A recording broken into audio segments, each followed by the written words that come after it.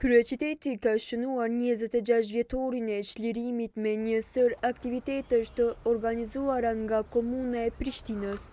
Kryetari Përparim Rama bashkë me bashkëpunëtorët e tij nderuan këtë ditë me një sër aktivitetesh.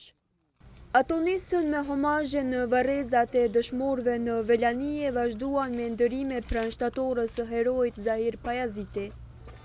Kryetari Rama theksoi rëndësinë historike të kësaj dite duke cilësuar 11 qershorin si momentin e një fillimi të ri.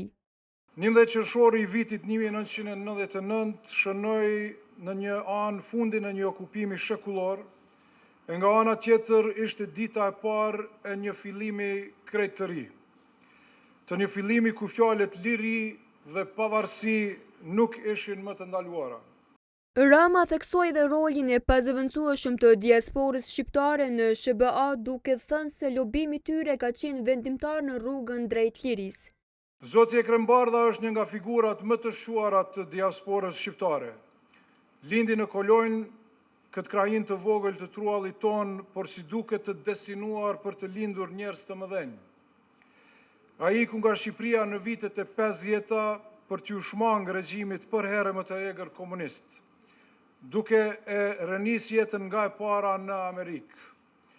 Me një punë të palodhshme, ndërtoi karrierë të mahnitshme si biznesmen, rrjeti i tij i restoraneve dhe angazhimet në komunitetin u kthyen në zë të dëgjuar jo vetëm mes shqiptarëve.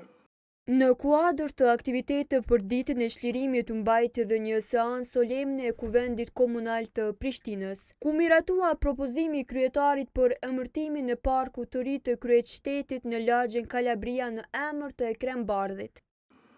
Diaspora u bashkua rreth flamurit kuqezi dhe kur shqiptarët bashkohen, fitojnë.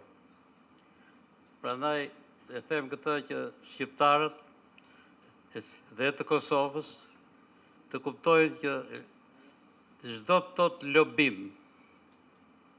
Aktivitetet për ditën e çlirimit përmbyllen me ndeshjen me yje e cila zhvillohet në stadiumin Fadil Vokri. Të gjithë ushtarët e ushtrisë kombëtare të Kosovës